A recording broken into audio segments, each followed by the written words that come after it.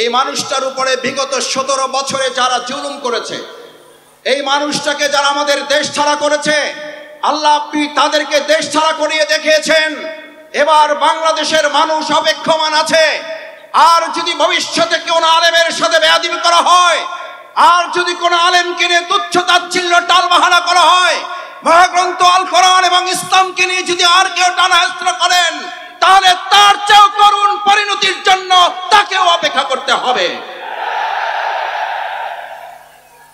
সুতরাং এই বিশাল লক্ষ লক্ষ মুসলিম জনতার তাফসীর মাহফিলে যে যেখানে আছেন, আপনাকে শুধু সিসি ক্যামেরা আর এই বাংলাদেশের ক্যামেরাগুলো আপনাকে ফলো করছে না, আপনাকে ফলো করা হচ্ছে আরশে আজিম থেকে।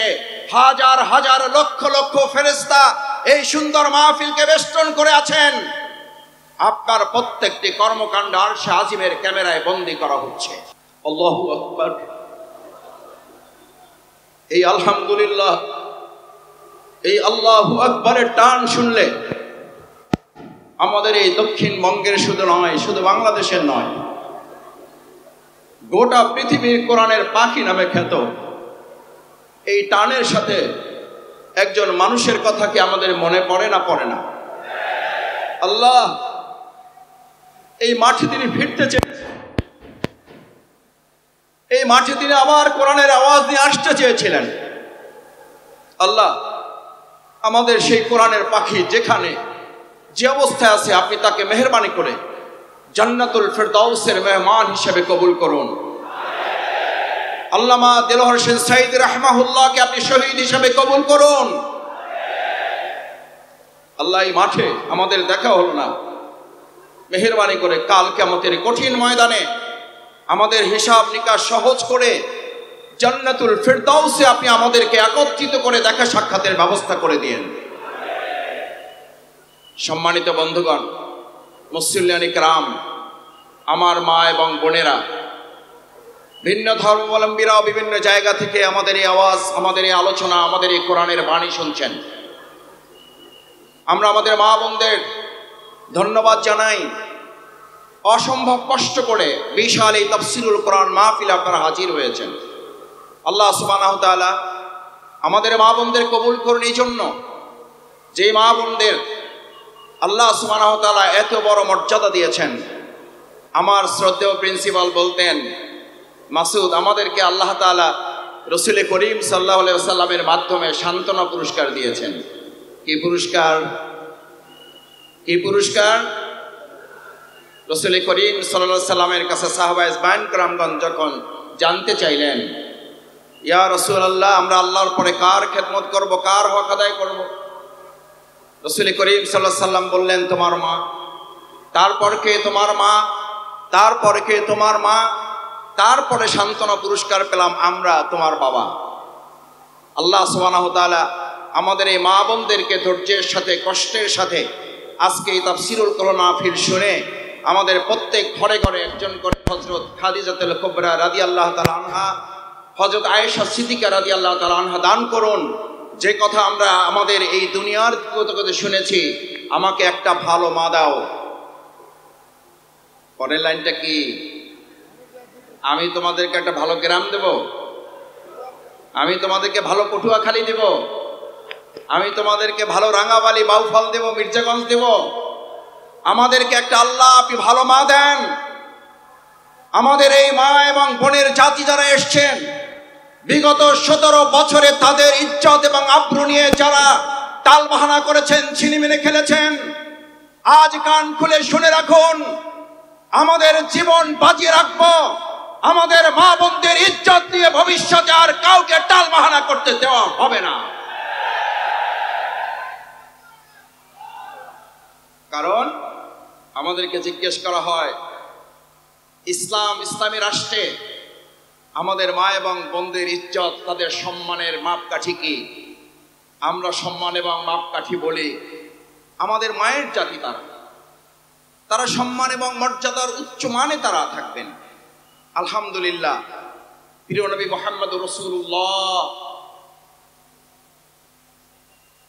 নাই, রসুল করিম সাল্লাম কৃপণ বলেছেন তাকে যে বাস ভাড়া দিতে পারে না। রসুল করিম সাল্লাল্লাহু আলাইহি ওয়াসাল্লাম কৃপণ বলেছেন তাকে যে খেয়ে বিল দিতে পারে না। পৃথিবীর সেরা কৃপণ হচ্ছে সে যে রসুল করিম সাল্লাল্লাহু আলাইহি সাল্লামের নাম উচ্চারণ হয় কিন্তু হৃদয়ের সব শক্তি দিয়ে তার নাম উচ্চারণ করে দুরূদ পেশ করে না। একবার জোরে সরে বলুন রসুল করিম। আলহামদুলিল্লাহ, কোরআনের এত বড় মাহফিল এসেছেন। আবার কবে বেঁচে থাকবো, আবার কবে আসতে পারবো আমরা জানি না। সুতরাং এই কোরআনের মাহফিলকে সংরক্ষিত করার জন্য, এটাকে সুন্দর সফল সার্থক করার জন্য আমরা কি আইন শৃঙ্খলা বাহিনীর উপরে শুধু নির্ভর করব? আমরা কি শুধু স্বেচ্ছাসেবক ভাইদের উপরে নির্ভর করব?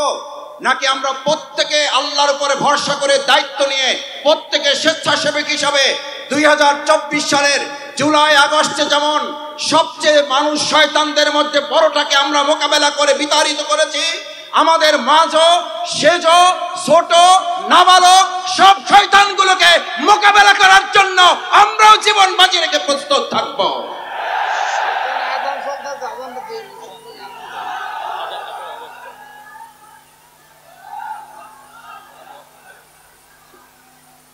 সম্মানিত ভাই এবং বন্ধুগণ, মহাগ্রন্থ আল কোরআন, কোরআনের তাফসীর আপনারা শুনতে এসেছেন।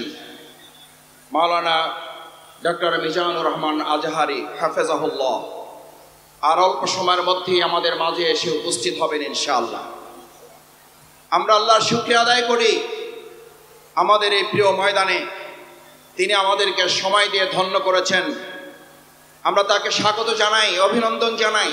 তার নানান ব্যস্ততার মধ্যে ওই পটুয়াখালীবাসীকে কোরআনের তাফসীর শুনিয়ে আমাদের অন্তরকে তিনি প্রশান্ত করবেন। আল্লাহ, এই মানুষটার উপরে বিগত 17 বছরে যারা জুলুম করেছে, এই মানুষটাকে যারা আমাদের দেশ ছাড়া করেছে, আল্লাহ আপনি তাদেরকে দেশ ছাড়া করিয়ে দেখিয়েছেন।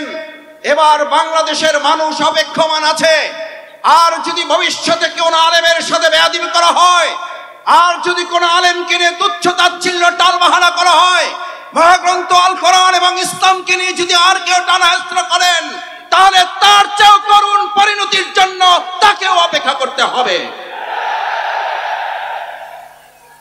সুতরাং এই বিশাল লক্ষ লক্ষ মুসলিম জনতার তাফসীর মাহফিলে যে যেখানে আছেন, আপনাকে শুধু সিসি ক্যামেরা আর এই বাংলাদেশের ক্যামেরাগুলো আপনাকে ফলো করছে না, আপনাকে ফলো করা হচ্ছে আরশে আজিম থেকে। হাজার হাজার লক্ষ লক্ষ ফেরেশতা এই সুন্দর মাহফিলকে বেষ্টন করে আছেন। আপনার প্রত্যেকটি কর্মকাণ্ড আরশে আজিমের ক্যামেরায় বন্দী করা হচ্ছে। আমি আশা করব আমাদের শ্রদ্ধেয় প্রধান অতিথি শেষ পর্যন্ত তার বক্তব্য অত্যন্ত শান্ত শিষ্টভাবে ধৈর্য ধরে, আমরা কি শুনতে সবাই রাজি আছি? ইনশাআল্লাহ, ইনশাআল্লাহ। আল্লাহ আপনি হাতগুলো কবুল ও মঞ্জুর করেন। সম্মানিত ভাই এবং বন্ধুগণ, আল্লাহ সুবহানাহু ওয়া তাআলা বলেন, আউযু বিল্লাহি মিনাশ শাইতানির রাজীম, বিসমিল্লাহির রহমানির রহিম, ونزلنا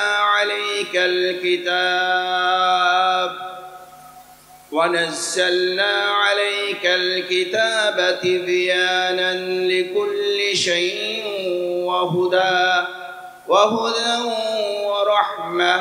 ورحمة وبشرى للمؤمنين. سبحان الله.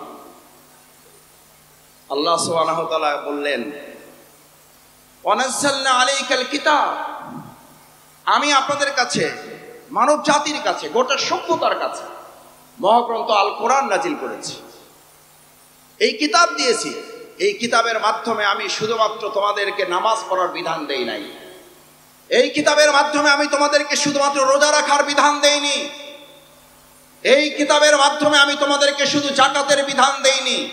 তিবিয়ানান লিকুল্লি শাইইন, সমস্ত কিছু ছোট ছোট বিষয়গুলো আমি বর্ণনা করে একটা একটা করে পরিষ্কার করে তোমাদের সাথে তুলে ধরেছে, যাতে সংস্কারের তোমরা যতই আলোচনা করো, মূল সংস্কার কোরআনের বাইরে না ভিতরে?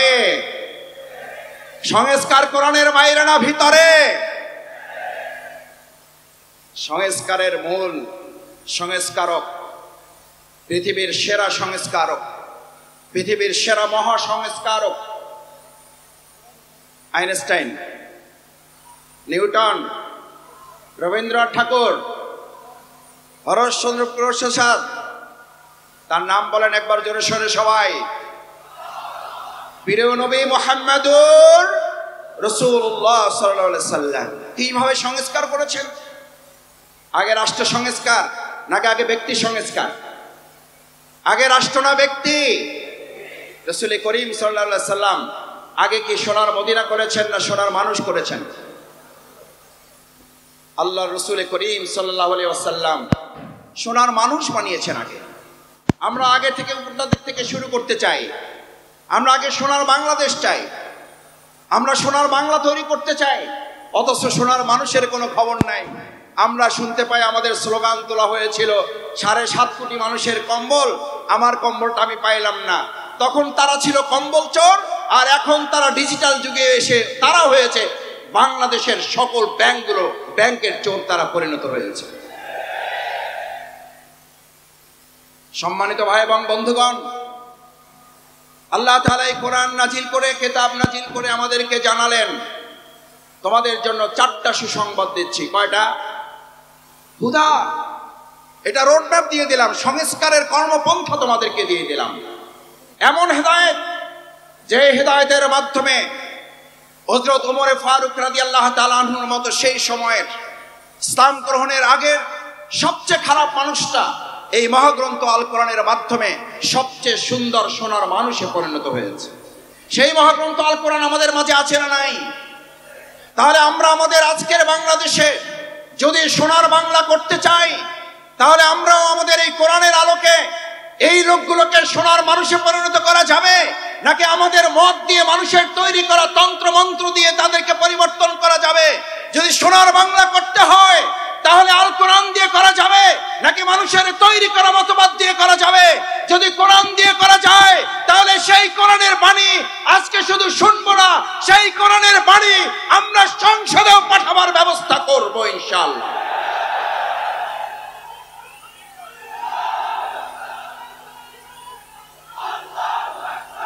আমার সম্মানিত ভাইয়েরা, সম্মানিত মুসল্লিয়ান ইকরাম, ভাই এবং বোনেরা, আজ আমাদের প্রিয় মাতৃভূমি বাংলাদেশের যে সুন্দর পরিবেশ আমরা পেয়েছি, এই সুন্দর পরিবেশে আমাদেরকে এই কথা বলতে হবে যে আমরা যারা এখন এই জগৎ এবং সময় পার করছি, সেখানে আমরা লক্ষ্য করছি আমাদের প্রিয় মাতৃভূমি বাংলাদেশ যারা হেদায়েতের সুন্দরী রাস্তা পেয়েছে, তাদের প্রথম কথা হচ্ছে লা তাখশা ইল্লাল্লাহ, আমরা এক আল্লাহ ছাড়া আর কাউকে ভয় করি না। আল্লাহ ছাড়া এক যারা আর কাউকে ভয় করে না। পার্শ্ববর্তী কোনো একটা রাষ্ট্র যদি সেই ব্যক্তিদেরকে এক আল্লাহ ছাড়া যারা ভয় করে না, সেই ব্যক্তিদেরকে যদি বলা হয় তোমাদেরকে আলু, ডাল, চাল, পেঁয়াজ, রসুন, কাঁচামরিচ বন্ধ করে তোমাদেরকে আমরা নতজানু করতে চাই, তাহলে ভালো করে কান খুলে শুনে রাখো, আমাদের এই বাংলাদেশের ইসলাম প্রিয় এবং দেশপ্রেমিকের নেতৃত্ব ফাঁসির মঞ্চে দাঁড়িয়েছে, তোমাদের কাছে মাথা নত করে নাই, হাসি মুখে জীবন দিয়েছে। আমরাও জীবন দেব, 1 ইঞ্চি মাটি কারো হাতে আমরা বিক্রি করব না।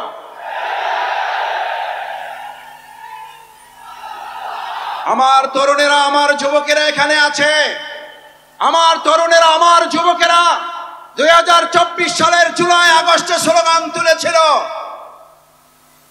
ঢাকা না, ঢাকা না,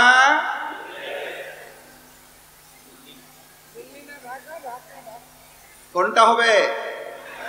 দিল্লি না ঢাকা? দিল্লি না ঢাকা? আমাদের বাংলাদেশে এমন কোন সরকার আর প্রতিষ্ঠিত হতে দেওয়া হবে না যেই সরকারের কোন সিদ্ধান্ত দিল্লি থেকে হবে, আমাদের দেশের সিদ্ধান্তে বাংলাদেশের মাটি থেকেই হবে।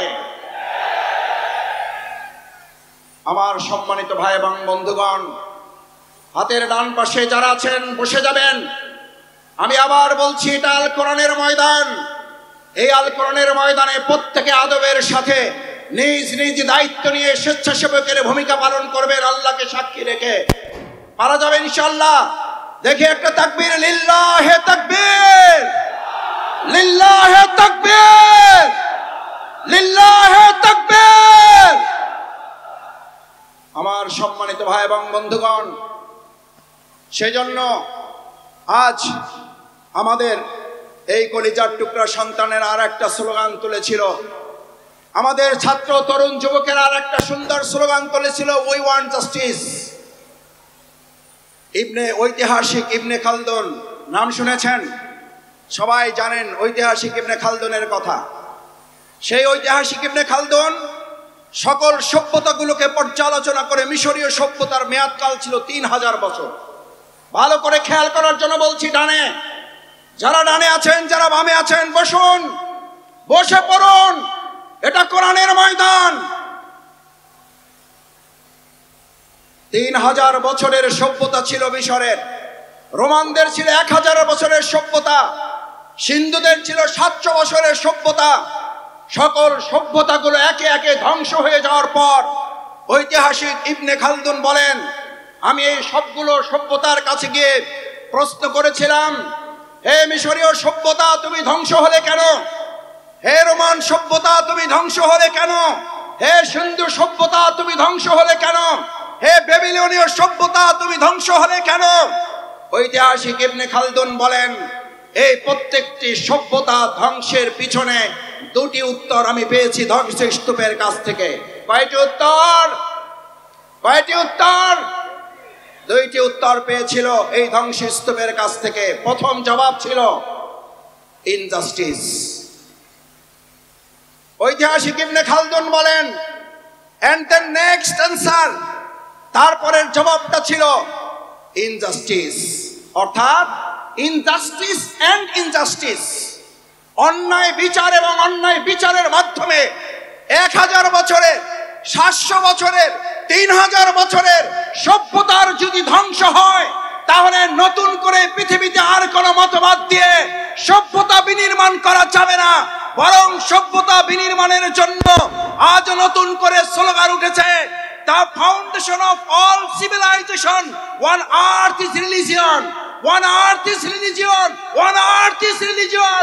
ইসলাম ছাড়া পৃথিবীতে ভবিষ্যতের কোন সভ্যতা নেতৃত্ব দিতে পারবে না। সব দেখা শেষ, ইসলামের বাংলাদেশ। এই কথা আমাদের নয়, এই কথা শুধু পীর সাহেবদের নয়, এই কথা শুধু ইমামদের নয়, এই কথা শুধু রাজনীতিবিদদের নয়, এই কথা শুধু আলেম ওলামাদের নয়, এই কথা শুধু পটুয়াখালীবাসীর নয়, এই কথা বিশ্ব মানবতার মুহাম্মদুর রাসূলুল্লাহ। এরকম হাত জাগিয়েছেন রাসূল করিম সাল্লাল্লাহু আলাইহি ওয়াসাল্লাম, আনা সাহাতু কাতাইন, এই যে আমার দুটো আঙ্গুল দেখতে পাচ্ছ, আল্লাহ রাসূল করিম সাল্লাল্লাহু আলাইহি ওয়াসাল্লাম বললেন, দুটো আঙ্গুল দেখো ভালো করে, আনা সাহাতু কাতাইন, এটা আমি, এটা কিয়ামত, আমি এবং কিয়ামত, আমি এসেছি, কিয়ামত শুরু হয়েছে। এই জামানায় এই সভ্যতার সামনে ইসলাম ছাড়া আর এমন কোন আদর্শ নাই যে আদর্শ দিয়ে মানুষের মুক্তি পাওয়া সম্ভব।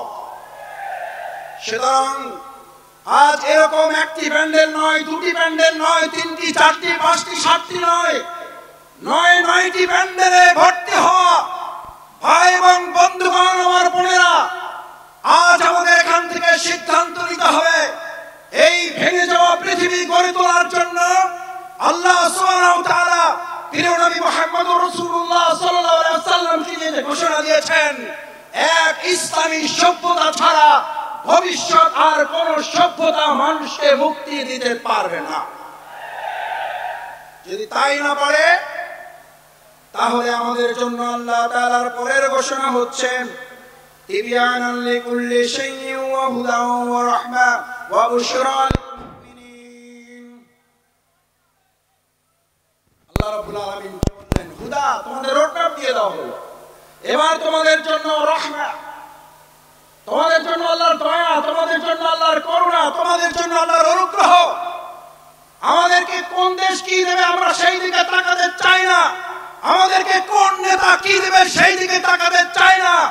আমরা আল্লাহর ওই করুণা, ওই রহমত, ওই দয়া, অনুগ্রহের দিকে তাকাতে চাই যে ইসলাম এবং সৎ, দক্ষ, যোগ্য নেতৃত্ব প্রতিষ্ঠিত হলে আল্লাহ সুবহানাহু ওয়া তাআলা ঘোষণা দিচ্ছেন আসমান এবং জমিনের বরকতের দরজা যদি খুলে যায়, পৃথিবীর কোন শাসক নেই বাংলাদেশকে দাবিয়ে রাখতে পারবে।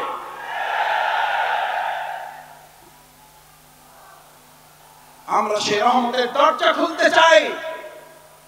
সেই রহমতের দরজা শফিকুল ইসলাম মাসুদের হাতে নেই, সেই রহমতের দরজা ডাক্তার শফিকুর রহমানের হাতে নেই, সেই রহমতের দরজা বাংলাদেশের কোন রাজনৈতিক নেতার হাতে নেই।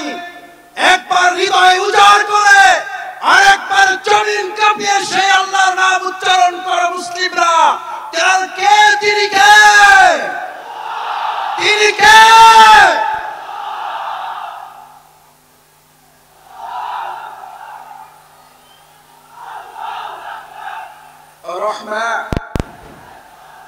এরপর আল্লাহ সুবহানাহু ওয়া তাআলা বলেন তিবিয়ানান লিকুল্লি শাইইন ওয়া হুদান ওয়া রাহমা ওয়া বুশরা লিল মুমিনিন।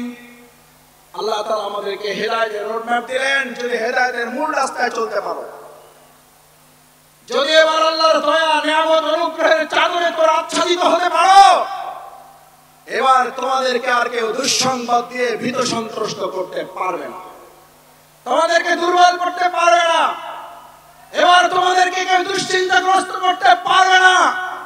এবার আমি আল্লাহ তোমাদেরকে জানিয়ে দিচ্ছি, এই মহাগ্রন্থ আল কোরআন খুঁটে খুঁটে যদি তোমরা অনুকরণ করতে পারো, এর আলোকে যদি রান্নাঘর থেকে শুরু করে সংসদ ভবন পর্যন্ত শুধুমাত্র জাতীয় মসজিদ বাইতুল মুকাররম আল্লাহর বিধানের আলোকে চলবে না, বাইতুল মুকাররমের পাশাপাশি গণভবন, বঙ্গভবন, সংসদ ভবন যখন পরিচালিত হবে, আল্লাহ বলেন গোটা দুনিয়ার কোন প্রান্ত থেকে তোমাদের সুসংবাদ দরকার হবে না।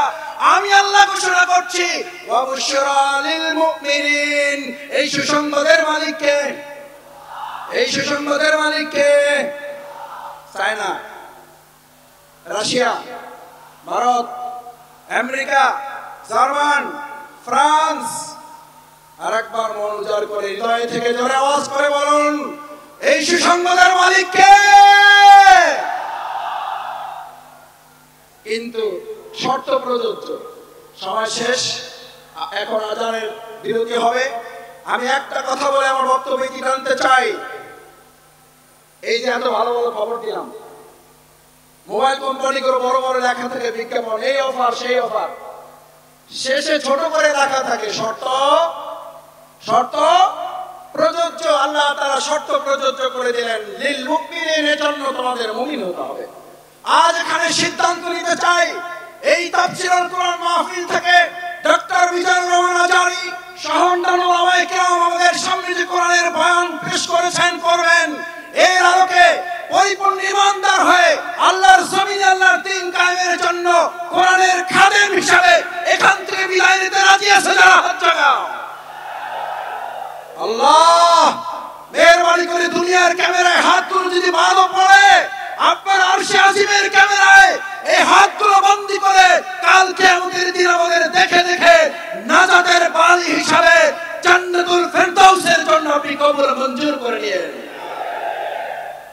সুবহানাকাল্লাহুম্মা ওয়া বিহামদিকা আশহাদু আল লা ইলাহা ইল্লা আনতা আস্তাগফিরুকা ওয়া আতুবু ইলাইক। আসসালামু আলাইকুম ওয়া রাহমাতুল্লাহি তাআলা ওয়া বারাকাতুহু।